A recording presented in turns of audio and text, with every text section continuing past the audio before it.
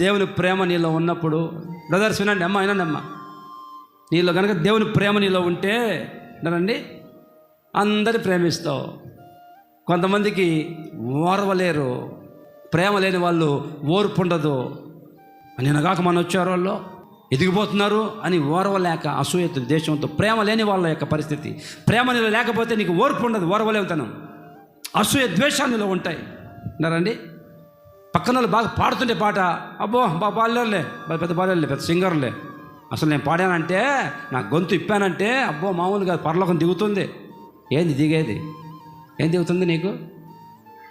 ఓర్వలేక అంటారండి. ప్రేమించే మనసు ఉన్న వాళ్ళకి ఆ ప్రేమ కలిగి ఉంటే కనుక, నా సహోదరుడే కదా, దేవుడు హెచ్చించాడు, దేవుడు కనపరిచాడు, ఆ మంచి మనసు నీకు ఉండదు.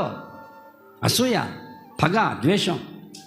నాకంటే చిన్న సేవకులు ఎంతోమందిని దేవుడు హెచ్చించాడు, కనపరిచాడు. నేను సంతోషించా, ప్రభా స్తోత్రం అయ్యా, నిన్న కాక మన వచ్చారు, మంచి స్థాయిలో పెట్టావు, చాలు చాలు ప్రభా.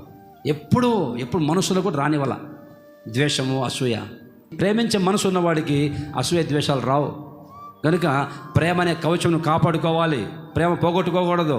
అందుకే అంటాడు సంఘముతో రాస్తూ, ఎఫెసు సంఘముతో, మొదట ఉన్న ప్రేమ నీవు మర్చిపోయావు, పోగొట్టుకున్నావు. మళ్ళీ ఆ మొదటి ప్రేమను మళ్ళీ పొందుకో. హల్లెలూయా, దేవుని స్తోత్రం కలుగును గాక. Praise the lord.